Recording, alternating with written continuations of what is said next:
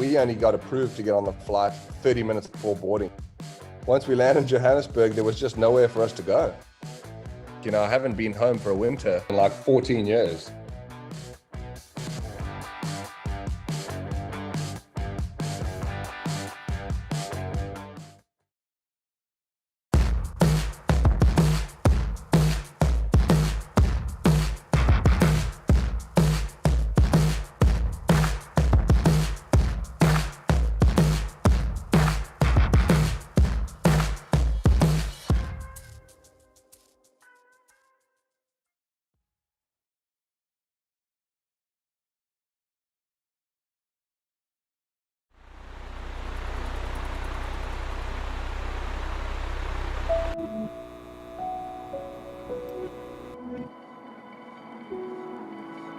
When we were in Hawaii and we got onto the repatriation flight, we weren't allowed to bring any sporting equipment home with us.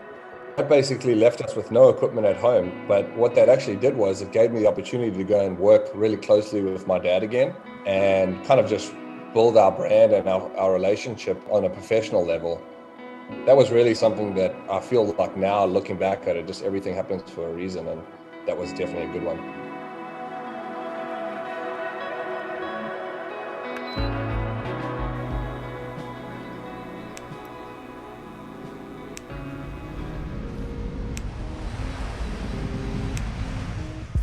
The curfews and everything started to ease up, and surfing is allowed again, and a lot more people started to kind of venture outside of their states and get back to what they know. I thought it'd be a really cool time for us to go and spend some time in JBay. It's such a cool, cruisy town. I just thought it would be a great place for, not only for me to be able to surf, but for Lyndall to be able to have that relaxed mindset while she's pregnant during such a crazy time. We ended up getting a few really, really good swells.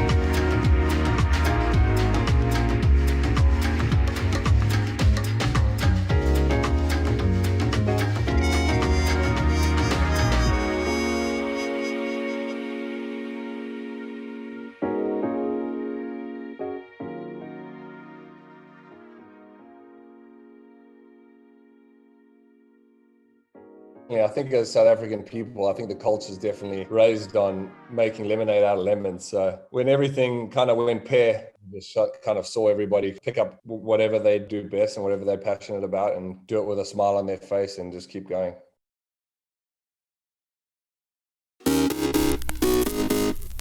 Hi, my name is Olivier Champenois and I'm the lead race engineer of the Tiger Porsche Formula E team. Today I'm going to talk about the chassis and the bodywork of a 99X electric. Compared to other race series, there are quite a few specificities in Formula E. First, the monocoque that you see there includes the survival cell for the driver, but also some space for the battery. So that's quite specific. So on top of that, the wheels are more covered than other race series, which reduces drag in general. Another specificity is that there is no rear wing, and the majority of the rear downforce is produced by the rear diffuser. This solution gives a very good aerodynamic efficiency, producing less drag. All bodywork and chassis parts are actually specific to Formula E and are supplied by the FIA designated manufacturer. Well, generally the racing on city track is not very different to other type of racing. The main specificity is that the bodywork and chassis is made strong enough for various reasons. So first, on city tracks there are some places where there are elevation changes, compressions and jumps, like in Rome, where the chassis has to be very strong. Also the drivers in Formula E typically take these concrete curbs very aggressively and try and gain time doing so. And then finally, Formula E races involve close contacts, so contact with competitors, but also with the walls on city tracks, meaning the bodywork has to sustain these contacts. The chassis, the monocoque in itself, and all structural elements of the Formula E car have to follow technical regulations that are quite strict and which involve passing static and dynamic tests. Another type of regulation to follow is the fact that the minimum thickness of the skid block at the end of the race has still to be 3 mm. So the chassis in itself, the monocoque, is just one part that you see there.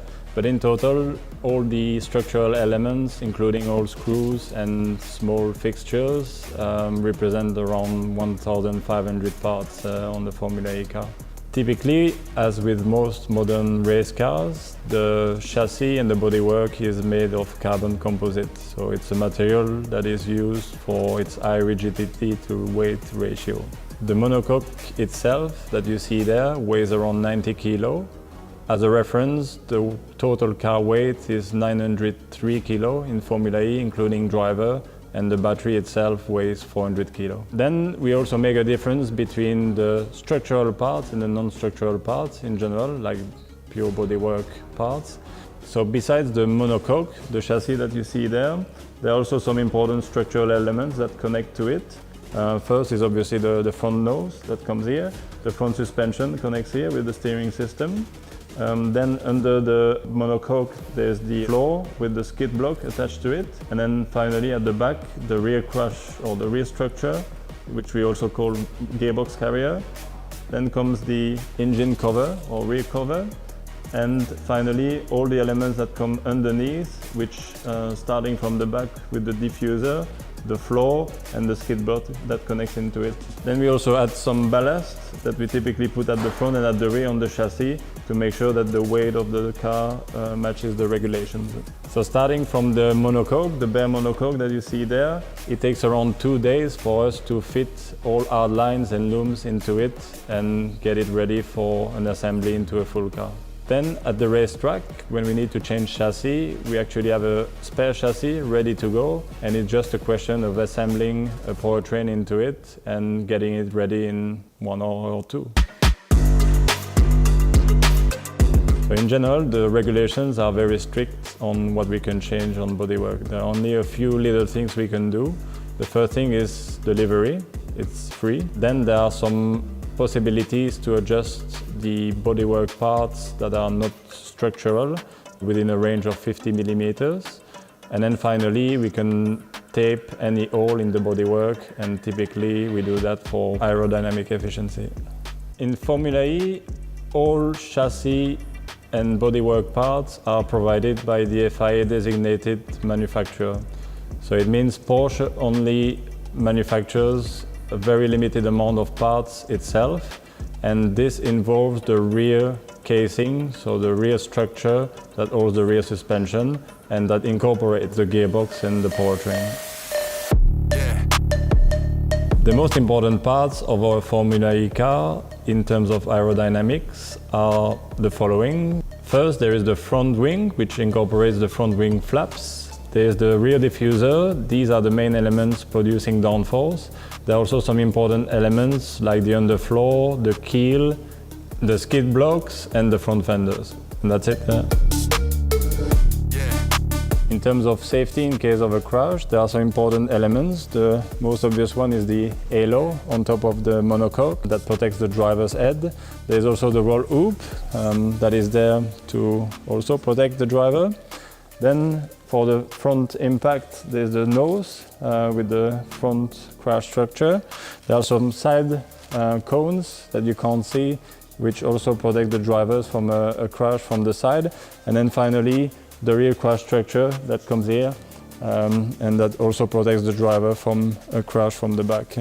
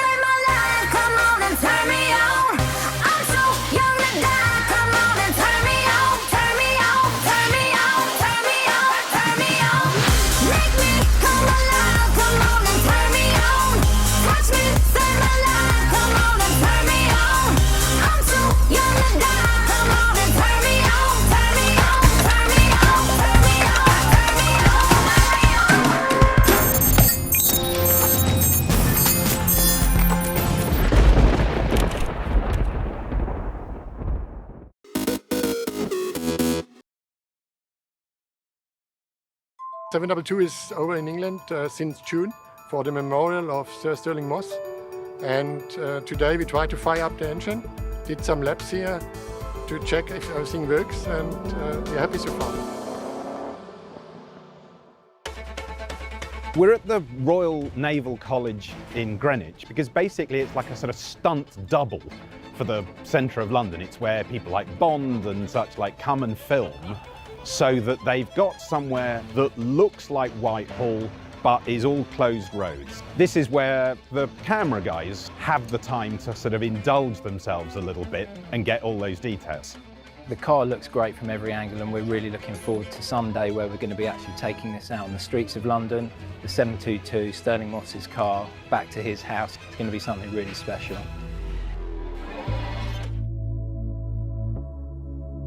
It's a once-in-a-lifetime event today to get 722, the car that Sterling Moss made so famous on the 1st of May 1955, back home here in London, where Sir Sterling spent pretty much his entire adult life.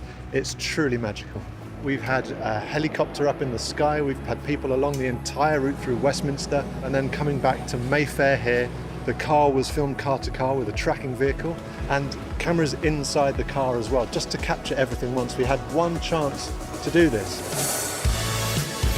Sterling Moss winning the Mille Miglia in 1955 in that car is one of the great feats in the history of motor racing. It was that car which kind of put Sterling Moss on the map. They used to call him the Boy Wonder, and he kind of became Mr. Motor Racing after that. The car today is being driven by Gert Straub. Nobody knows those cars better than Gert. They're kind of his family. He is, I think, the 4th generation of his family to work at Mercedes-Benz. The 5th and the 6th are already there. He's retiring today, so this is kind of like the last thing he's going to do. What a way to sign off a career. There really couldn't be anybody better or more appropriate to be driving that car today. At the beginning I was a little bit nervous because there's always a pressure on the driver, but now after we are finished, it's a fantastic feeling. It's a race car designed to be on a racetrack full speed and not designed for stop and go traffic in town. But the police did a perfect job. They guided me through town, and it was comfortable for me. Going over the bridges was a special moment, seeing Big Ben left to me. But I was always fully concentrated on the car. Lady Moss has been tremendously welcoming here at her home in Shepherd Street, and also their son Elliot, who we'll see in the film as well. Without their support and active engagement, none of this would have been possible. Throughout my entire life, that race, this car, of all the cars we drove, and there are a lot, and this just meant more than anything else. I mean, it's literally etched onto the building on his balconies. My personal memory of it is from 2015, which was the 60th anniversary in Braysher, and I think the last time I ever did a public thing with him. And that was the first time I ever sat in the driver's seat and had an idea of how difficult it would have actually been. There's something for everyone in this film, whether you're a lifelong fan like me or you're new to the story of the Mille Miglia and Sir Sterling Moss. And we hope that people will spot some of the things that have happened deliberately and some of them by happy accident throughout the film.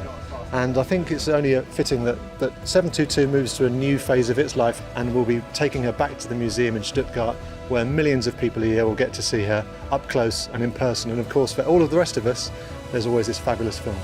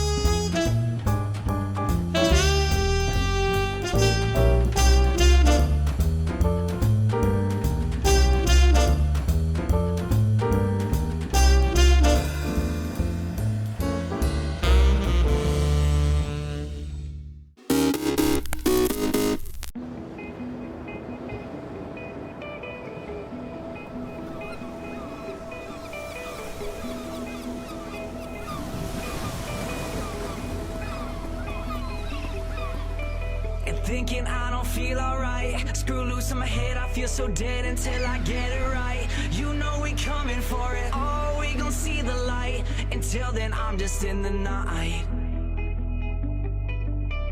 Looking at the sky above, I fly away, better day when I feel some love. You know we coming for it, oh, we gon' see the light. Until then, I'm just in the night, night. Until then, I'm just in the night. Until then, I'm just in the night. Until then, I'm just in the night, night. I close my eyes, so I can't see. I will collapse into this idiocracy. So I write, I'm thankful for what I've explored. Now we go down, down, down till we sink to the ocean floor. We run around, head to the ground. I compensate till I don't ever get a sound, but I try. What do you mean? Head to the screen, now we go down, down, down. I just can't take it no more.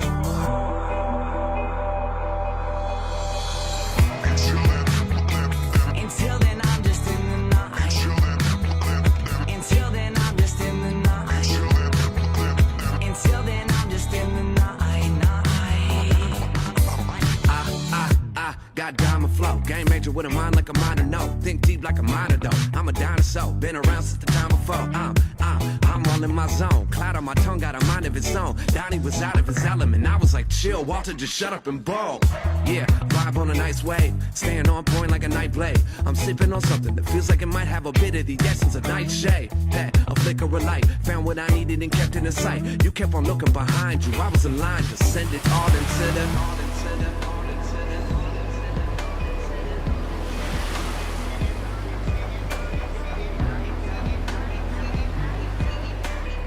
Kept on looking behind you. I was in line to send it all into the... Until then, I'm just in the night. Until then, I'm just in the night. Until then, I'm just in the night, night. Until then, I'm just in the night. Until then, I'm just in the night. Until then, I'm just in the night, night.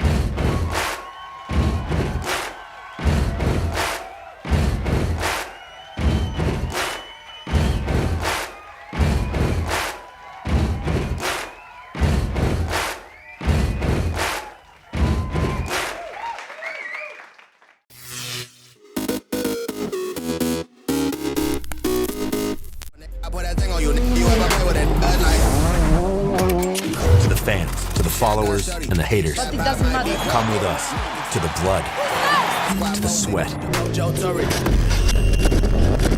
and the broken bones. You rehab. We never quit. We never give up. We take control. To the world titles. To the world's first. The world's best. UFC strawweight champion. Come with us. We're just getting started. It's going to be so much fun. I promise you.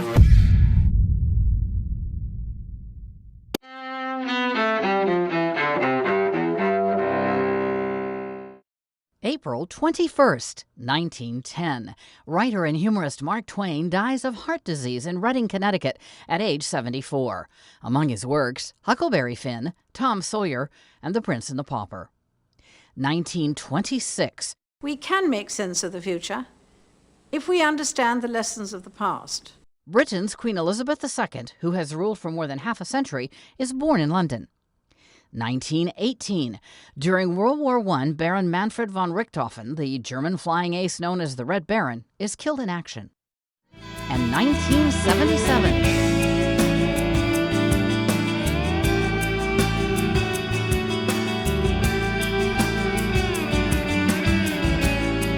In New York, the musical Annie, based on the Little Orphan Annie comic strip, opens on Broadway. Today in History, April 21st.